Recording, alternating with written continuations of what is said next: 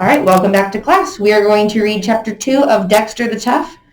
Before we start reading Chapter 2, we just started our new book. How did the book get started? Josiah? You read Chapter 1? I read Chapter 1. I don't remember, probably because I wasn't here.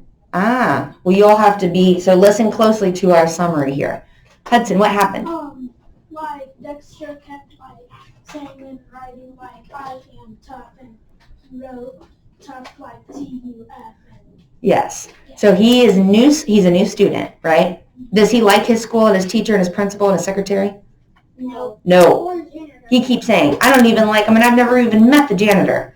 But he doesn't like the janitor because the floor was too slick and it caused him to fall down, and then everyone laughed at him. So he hates the janitor. And he hates the people that laughed at him. He hates the principal. He hates the secretary. His teacher's too cheerful. Yeah. Dexter the Tough is kind of a Krabby Patty, right? All right. So the last thing, let me read at the very end. Let me get to this. All right. He starts to worry about, why did I turn that into my teacher? Because he turned in a paper that said, I'm Dexter, I'm tough, and today I beat up a kid. So as soon as he turned in that paper, he thought, maybe I shouldn't have done that.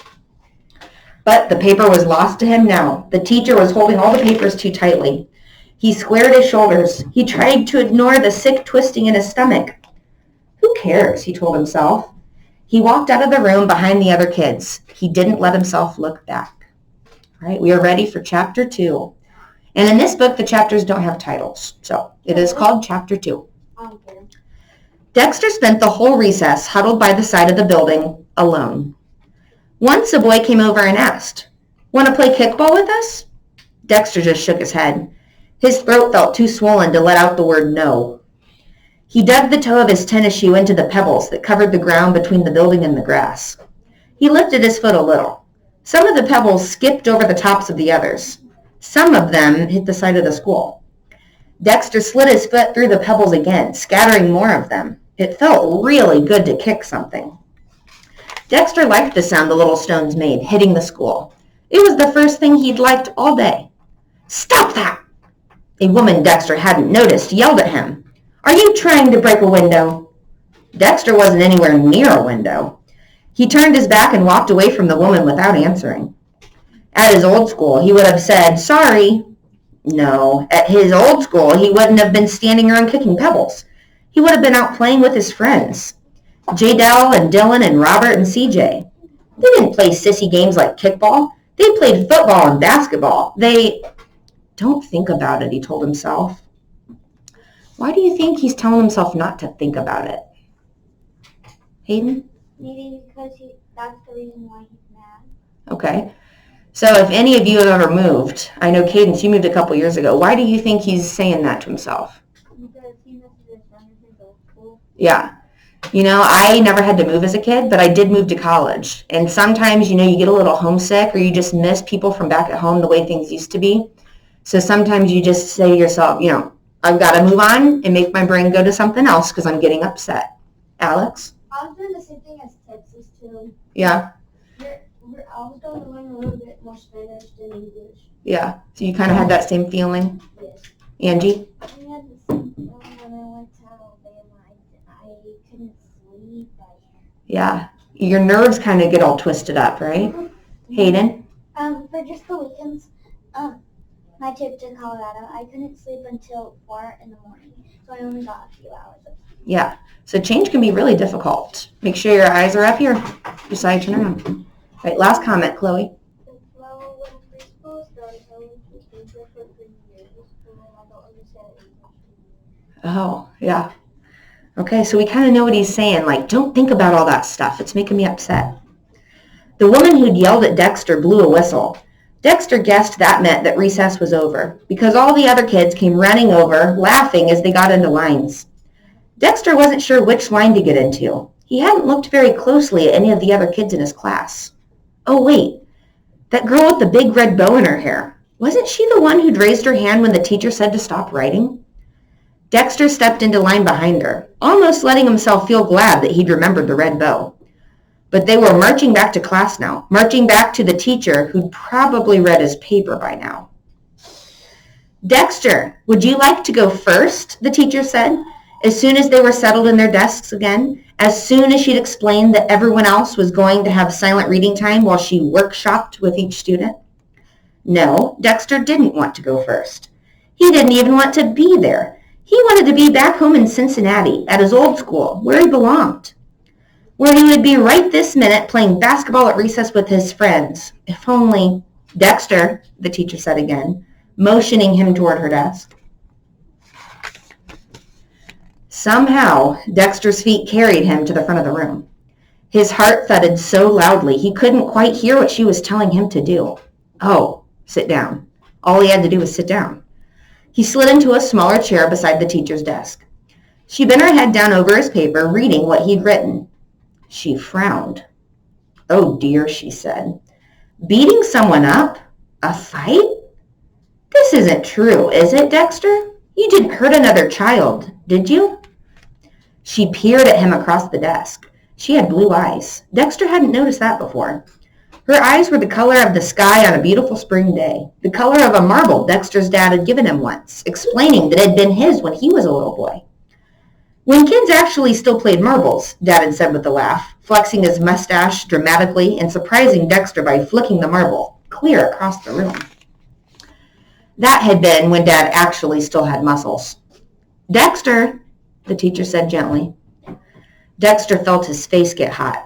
Beating up a kid was fighting. And of course, fighting would be a very bad thing at this school, just as it had been at his old school. Only the bad kids got in fights. Maybe I am a bad kid now, Dexter thought. The teacher's blue eyes were begging him to say it wasn't true. He hadn't really been in a fight. Bad kids don't just get in fights, Dexter thought. They lie, too.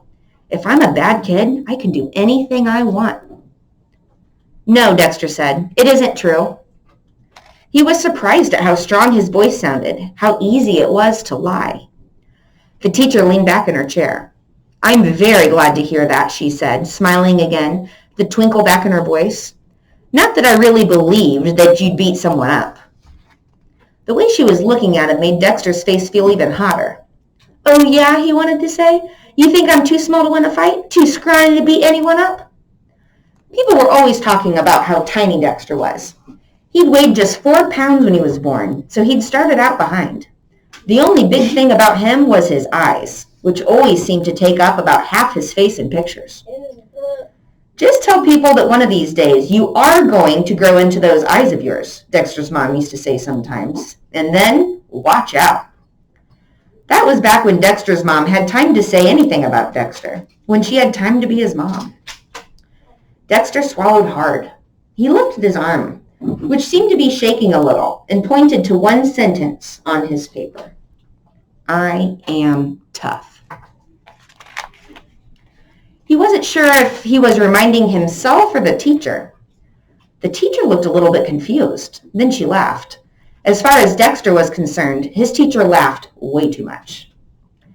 "Oh, very good, Dexter," she said. "You noticed that you spelled a word wrong. This is what's so great about revision, when you can find your own mistakes and fix them. We don't usually worry too much about spelling until the last stages of revision. But since you saw it already, what should you have written instead of TUF? Dexter shrugged. This teacher didn't understand at all. "It's TOUGH, the teacher said, writing it in big letters at the top of his paper. That seemed wrong, too. TOUGH didn't look tough at all. But I was thinking," the teacher went on, "it's not really appropriate for you to write about a fight, especially since you didn't really beat someone up. Thank goodness." She was smiling again and waiting for Dexter to say something. Dexter just looked at her. "It would really be better for you to write about a different topic," she said, trying again. "Can you think of anything else you want to write about?" Dexter knew what he was supposed to do. He was supposed to agree. He was supposed to crumple up his paper with the mistake spelled tough in the guilty sentence, "This morning I beat up a kid." He was supposed to start over again and write about something nice, like flowers or butterflies or how happy he was at his new school. Just like he was supposed to help Grandma and not be in any trouble. Just like he was supposed to tell mom or dad on the phone every night that everything was going great and he didn't mind at all being sent away. No, Dexter said. He couldn't think of anything else to write about. The word didn't come out sounding T-U-F or T-O-U-G-H. It just sounded sad.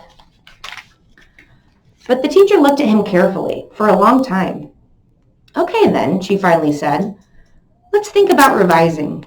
You need to give more information to tell the whole story. Where did this fight happen? Why would you beat up this other boy? It is a boy, isn't it? What's his name? Everybody has a name. Names are very important. In a story, you have to let your reader know who your characters are. She wrote her 3 questions on Dexter's paper, each of her letters perfectly shaped, each of her words perfectly spaced. That's what you can work on for tomorrow, she said. She seemed to be trying to smile again, but her eyes didn't twinkle like they had before. Dexter walked back to his seat, the paper clutched in his hand. His legs trembled like he'd been in another fight. This time, he didn't know if he'd won or lost. And that's the end of our chapter. No, come on. There's one more. All right, so we will be back to read chapter 3 tomorrow. See you all later.